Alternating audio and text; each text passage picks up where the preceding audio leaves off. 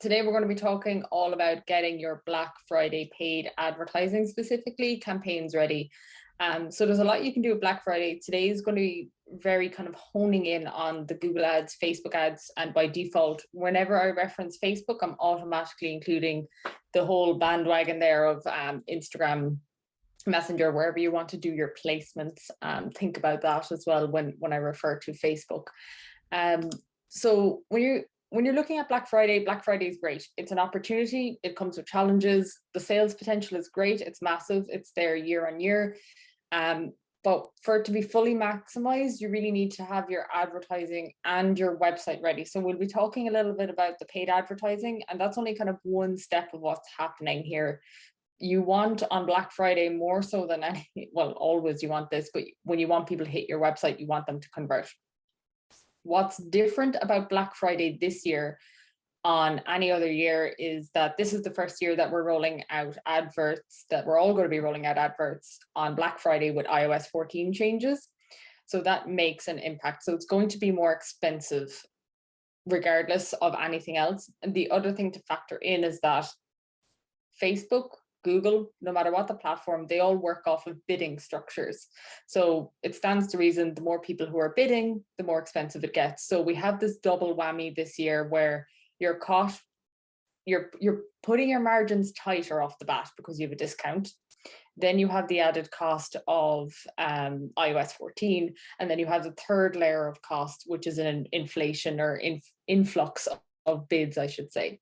So those three things make it a more difficult process than usual. So we're going to be looking at the key things that you need to make sure you have and to get ahead of that. So we're going to be thinking about your Google ads ahead of Black Friday, during and just after, the impacts of iOS 14, and your messaging and campaign strategies for Black Friday as well. So the first thing, if you're running Facebook ads and you haven't taken this step yet to rectify new things that need to be kind of tick the box exercises for iOS 14, one of them is domain verification. You can find this in business.facebook.com, and it's under brand safety. There's two things under brand safety separately, and I discussed this in the course in detail on Facebook ads a little bit more, is the block list. So if you're looking at Facebook ads and you use all placements, Facebook has partnerships, and sometimes your adverts are shown off of Facebook as well. So block lists and your brand safety is really important if you're looking at that. But for now, and what you need to know to get your structure in place to make sure that you are getting in front of Apple users, make sure that your domain is verified. Apple users across the board have more money in their pocket. Typically, they tend to spend more online. So that's why the iOS 14 campaign has been particularly impactful.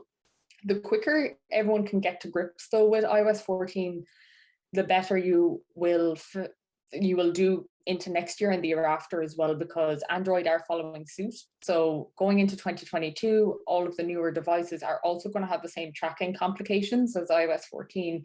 So you want to prepare yourself in advance of that.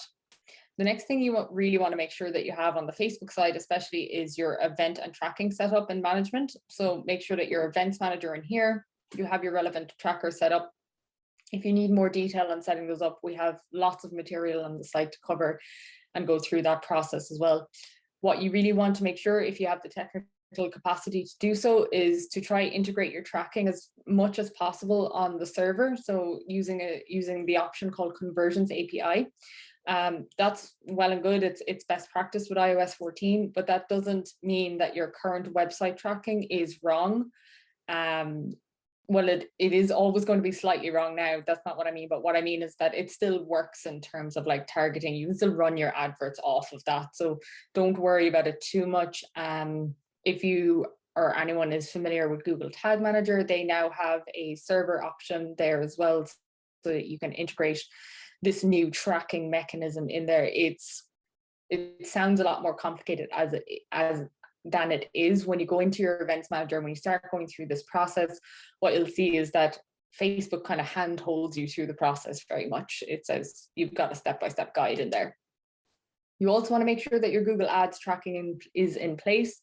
You can do this a lot of easy ways, like if you already have things set up in your Google Analytics, for example, you can just import those into Google Ads. It's very easy to do it that way. You can set these up custom just for Google Ads purposes if you wish as well. And what I would highly recommend there is either using Google Tag Manager, or if you have if you use something like Shopify, it integrates really nicely. You just put in your Google Ad ID, it imports everything in over for you, especially if you're using Google Merchant Center, you already have shopping ads running and things like that. You can integrate that into Google Ads pretty quickly there as well. So just factor that in as well. The last thing that you really want to be thinking about with your tracking that's probably a little bit different for some users this year on last year is UTM parameters. UTM parameters have been recommended across the board for a long time now, but I guess they're especially important now that iOS 14 is rolled out, because Google Analytics and Facebook ads, for example, they don't talk to each other very well. So when you're looking at your information in Google Analytics, what happens is that you see a whole pile of traffic that says direct instead of social. It doesn't distribute where that traffic came from effectively when it comes from social, particularly Facebook. But if you put UTM parameters in place, what happens is inside in Google Analytics, you now have your own references for where that traffic came from. So essentially it becomes a little add-on on the end of your URL. It doesn't impact anything on your website. All it does is gives some more information to Google Analytics. And this is great because what you get the opportunity to do in this instance is circumnavigate the issue between seeing your data in Facebook Ads Manager, which is likely incorrect right now, and you can get a better visualization on that within Google Analytics to give you that data. The other funky kind of way I saw this being used recently was as a redirect into an app. So you'd hit the landing page which had a UTM parameter built in, and then that would auto redirect into the app so that you could navigate the app issue if anyone is having that as well. Apps are probably the most impacted by iOS 14. Your site isn't as impacted as much apps than websites in terms of the hierarchy of issues there at the moment in particular.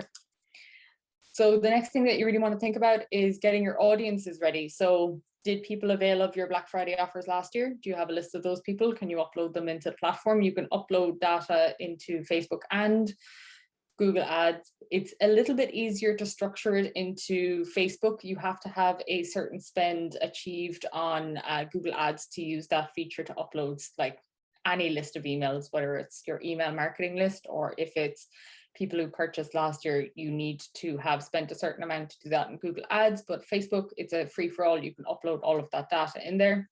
All of that data that I refer to from you is always going to be slightly impacted by iOS 14, but it is better than nothing in some instances as well.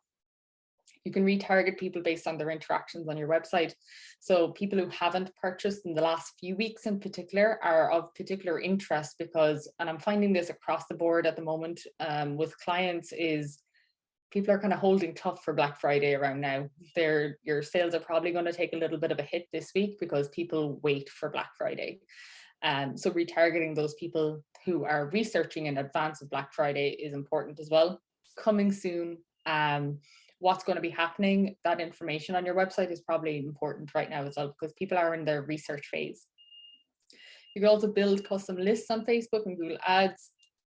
All of those custom lists can be either email marketing lists, all your other data points. Bring them all together for this. Lean into the algorithm too. So I've seen good success lately leaving Facebook to its own devices to a degree in terms of not giving it any information, letting it do its thing. I would recommend starting your Black Friday ads early if you are going to lean into the algorithm because it does need time to learn.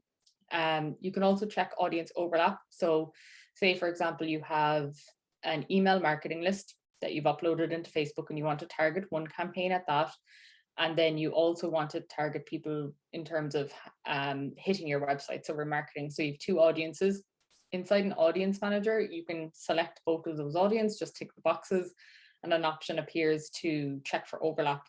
You essentially don't want to be overlapping two audiences or using them separately if they're overlapping by 40%, for example.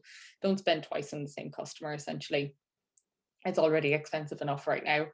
And the other thing is that you want to think about what channel is leading and what channel is supporting. And this comes back to your problem solution fit, my apologies. So if your problem has a known solution that people actively search for, then Google Ads is probably going to be more of your leading channel, with social supporting. In terms of if you have a new solution to a problem that exists, but people wouldn't necessarily search for it, for example, because they're not fully aware of what that solution is, then sometimes social can become your leading channel and your Google Ads are supporting that search afterwards once they're aware. And you need to think about segmentation as well.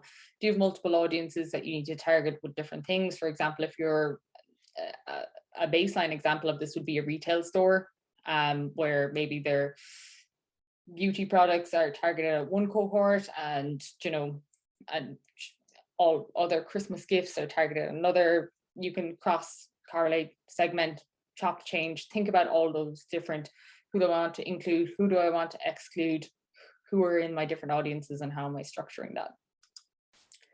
When it comes to your audiences, this is a screen grab of creating custom audiences in the audience manager inside Facebook ads. And I've drawn a red line through it here.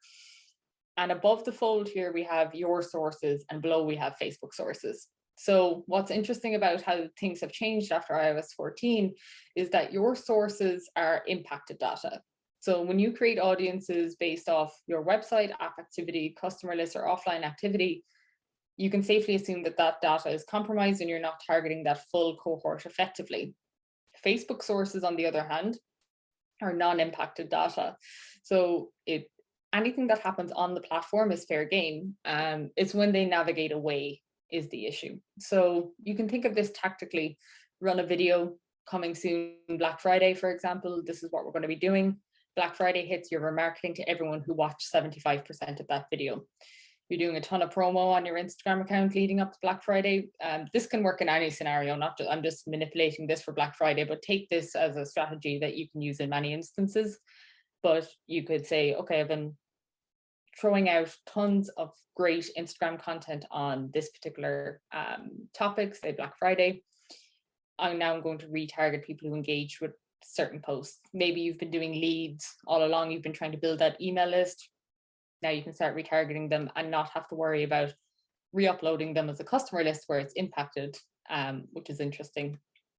Instance experiences, again, if you're using shopping or any kind of retail facilities on the platform, you can use that. Just to be aware on the shopping side of things, if you are based in the US, this will work fine for you, especially if you allow your customers to check out on platform, they don't navigate to your website. If you're in the EU or other regions, there is not yet support for checking out directly on the platform. So you will have to, it becomes website essentially at that point. So just to balance that there as well.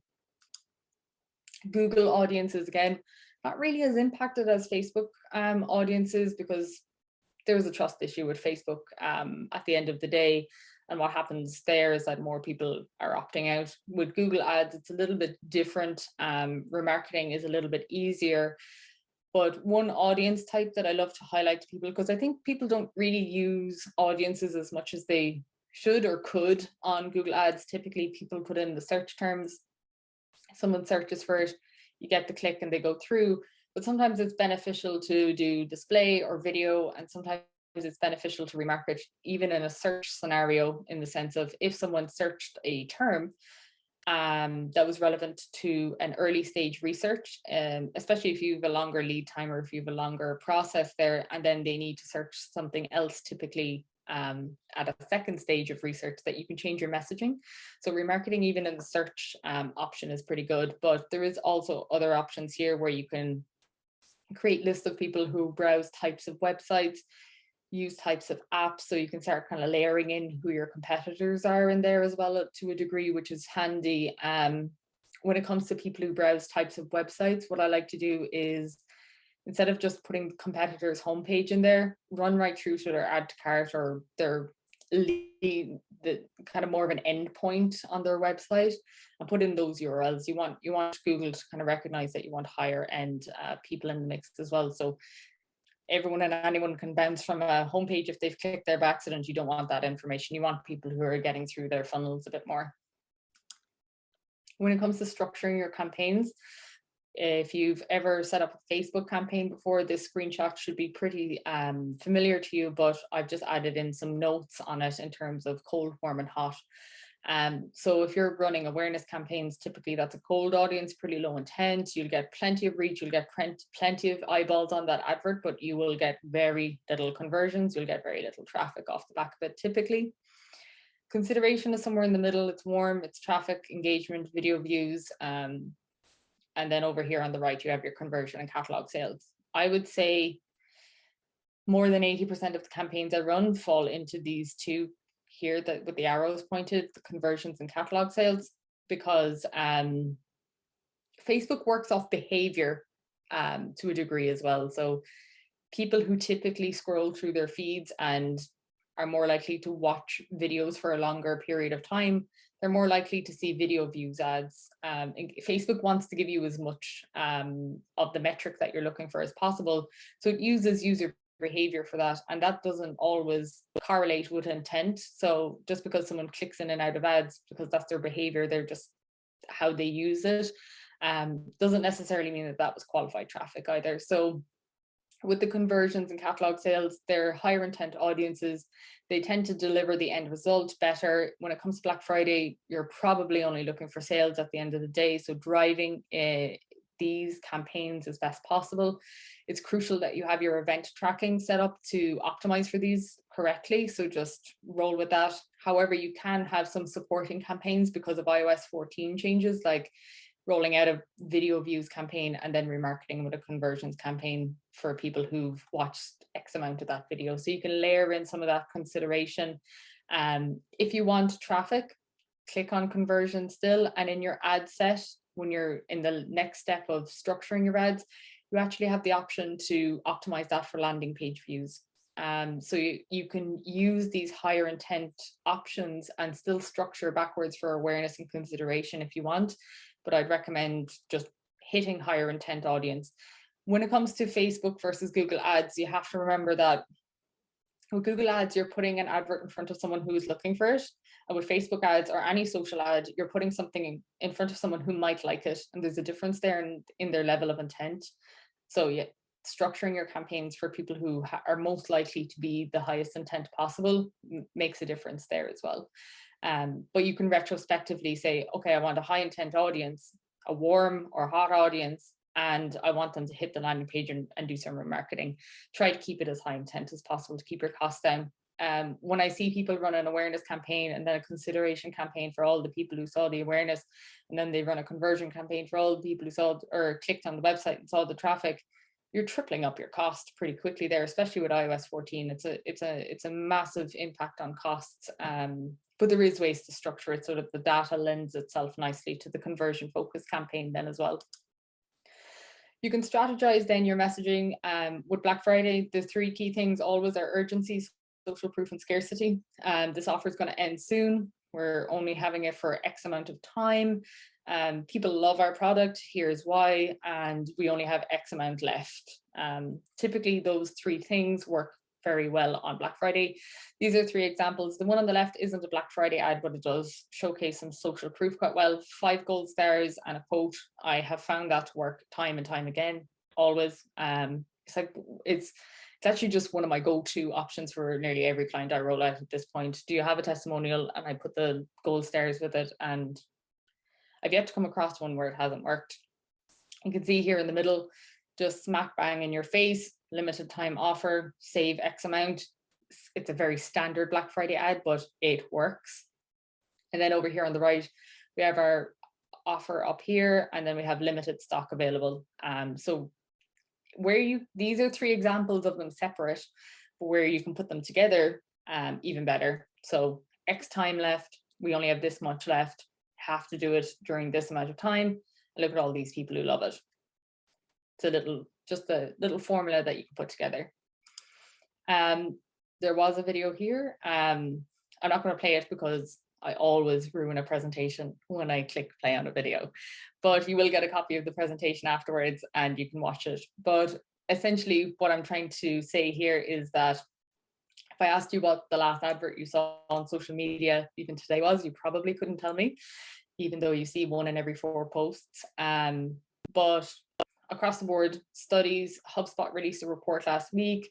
I did a little bit of digging earlier on it as well, and it's actually supported by multiple different sources online across like everywhere. But where an advert can make you laugh or smile or inject humor in any way, shape, or form, it becomes highly memorable.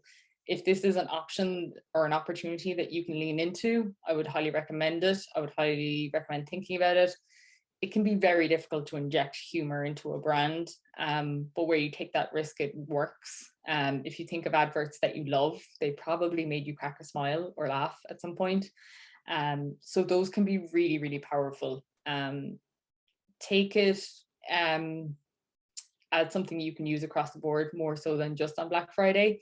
Black Friday is that one time of year that all us marketers get away with sales pitches all day long, but humor, and they'll remember you. So, and there's a difference there too.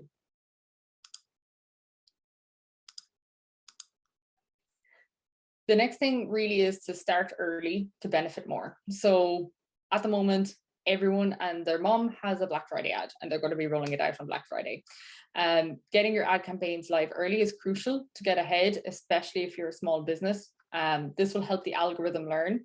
Your ads will be cheaper because you get a longer window of time. You're cash in early, but stay for the full game and roll that right through to Cyber Monday. Add additional extension can also support your campaign. So what I mean by that is, do you have the opportunity to run that discount or your Black Friday offer before, during, and after? Because during is going to be the most expensive time. And during is where you're actually going to feel the pinch in your margins more so than any other time. Rolling it out earlier is the norm. Rolling it out as an extension afterwards, going into Christmas, just benefits it. And I would structure your messaging around that. Offer ends Friday. Oh, Cyber Monday. Okay, offer ends Monday. Oh, change the messaging on Monday. We've decided to extend this for 1 week. I know that's all planned and structured, but it's the way you're messaging that urgency. Give people that deadline. It adds to the urgency. It adds to the scarcity. This is ending. This is happening. People love it, and stop it and just tweak your messaging to support the next week. Even your pre-ads, we're rolling out the same discount, or I don't know, a slightly askew offer where it's like, if you come in before Black Friday, before we get absolutely slammed and have to post out all the stuff, like, you be very candid with it, and works quite well as well. If you get in early, we're also going to do X for you or Y for you or whatever. So just think about starting early. You are it's just going to be so expensive this year more so than any year, so you can just factor that in. Bidding strategies. So this is particular to Facebook ads. Google ads is kind of dependent on the bidding strategy you're using there, but typically most people will end up using lowest cost daily budget when it comes to Facebook ads, and typically people put in round numbers. And this is just a strategy that I like to use across the board. It's particularly important for Black Friday. But say, for example, you use $5 a day or $10 a day or $100 a day. Everyone does that. Everyone across the board starts out on a round number. No one goes into the account and says, oh, I'm going to spend $578 a day or $1022 a day or $120 whatever a day. But you come out the gates early against everyone else who's bidding $5 a day. It's a bidding platform at the end of the day. So structuring your bids to askew numbers actually is quite helpful, because you're coming out the gates against anyone in the same bracket as you who's spending that same budget. So come out the gates early with an obscure daily amount for your advertising. Try to avoid the lifetime budget. So it's very easy to say, okay, well, this is a short campaign, it's not ongoing, I'll use a lifetime budget and it'll be $200 for all of my Black Friday ads. But it just hasn't adjusted to the iOS 14 changes yet. Previously, I used to always recommend lifetime budgets, and I've switched all my clients out of it. You can set a start and end date on a daily budget. your lifetime budget, they're just really difficult to work with at the moment. I'm not seeing the results that were there before compared to the daily budget now. Advertising platforms are based on bidding, so it's normal for fluctuations, especially Hallmark days. So we're talking about Black Friday now, but these are rules of thumb that you can use across the board for any Hallmark day. Valentine's Day, Father's Day, Mother's Day, all of those days cause these fluctuations, and structuring things around that can be really beneficial. You also want to be thinking about what happens when they hit your site. Is there a clear headline with the offer, clear call to action, easy checkout process, mobile first optimized? These all seem like standard things for your site, but check them, double check things. Don't just assume. Make sure that you have your drop off from cart emails. So if someone drops off from the cart, that you're getting back in front of them again. Maybe there's a little extra bonus in there to get them through the process. Social proof and trustworthiness are the next two most important things on that landing page. Is their testimonials. If there's video testimonials, amazing. If there's written ones, they're fine as well. Putting a picture with a testimonial has won out every time I've split test that as well. So I don't know, sometimes I just use Unsplash, to be honest, and find someone, but making sure that it's not making up testimonials, just if someone's uncomfortable with putting their picture next to it, that you can use that. Just a human face makes a massive difference. It makes a massive difference across the board. Every time I split test an advert with and without a human face in it, the human face always wins out. Side note, that's why apparently Mini Coopers are really lovable and popular, because they kind of look like a face to the front, but that's just a side note. If shipping isn't free, can you factor it into the price? People are far more willing to pay $15 than $10 plus $5 shipping. And Apple, Google Pay are great as well. Over here on the right, we see this performance indicator here. This is from PageSpeed Insights. You can use PageSpeed Insights, put in your URL, and it will spit back at you how fast your website is, what Google thinks of the site, and it will give you typically some quick wins to make your website quicker.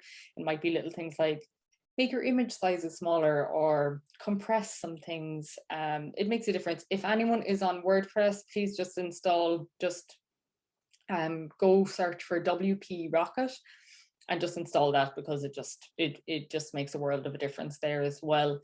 So just make sure that people can get through your website quickly, easily, and without kind of any crazy pop-ups and things, especially just for Black Friday. Where you have multiple call to actions, try to keep them as clean as possible. Add to cart, buy now, things like that. Try to avoid also sign up for my newsletter here, and also do this here, and also here's my podcast, and just strip it back, especially for Black Friday. You also want to have a little look at what your competitors are doing. These are just some examples of tools that I use, but there's plenty out there that you can look at. SpyFu is what I use to look at what competitors are running in Google Ads. Facebook Ads Library is what I use for what people are running on Facebook ads. SimilarWeb, that just gives you a ton of information on your competitors. I just did a sample one here of The Guardian for the sake of this presentation, but you can see what they're doing in display, social, all of that stuff. Also, if you are shopping on Black Friday, use Facebook Ads Library to find everyone else's discount codes so that you can have a happy shopping experience yourself also. But this is how you can just keep an eye on everyone else, see what they're doing during Black Friday. You could also kind of try to do a bit of digging and see what happened last year for people as well. Google Trends is another great resource for things in terms of like what happened last year around different industries, different areas, all of that kind of stuff. So just a few tips before we wrap up. Get your messaging right. Lean into getting out there early. Make sure that your bidding strategy is ready and get out ahead by using those obscure numbers in particular. Align your campaigns so that you're not overlapping audiences. Expect that higher CPA and factor that into your discount. I mean, if you're planning on running a 50% discount, it might not be cost effective. You might need to pull that back to a 20% discount. Typically, I'm running with the discount. sorry, Craig knows that I'm not the biggest fan of discounts. I think Black Friday is okay, but as a general rule of thumb, if you start rolling out discounts all year round, what you're actually doing is just training people to wait for a discount, and people will do that. And I've seen it time and time again, but Black Friday is okay this time. But what you want to make sure is that that discount doesn't impact your margins to a degree. If you have run ads last year, I'd multiply what you were paying last year by 3 to play it safe. Just yeah, it's going to be more expensive.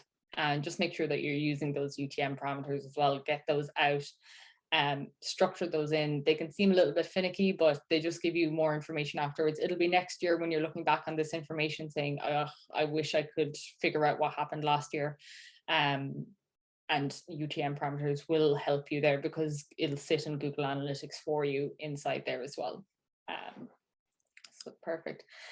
So we have a discount code here for anyone who's not a member and would like to check out. You can get 20% off. We have a Facebook ads and a Google ads course that are in more detail in terms of like structurally setting all that up, everything I was talking about today. And you can access our workshops, events, community stuff as well, like live mentor weekly sessions with us and things like that. So check that out if you're interested.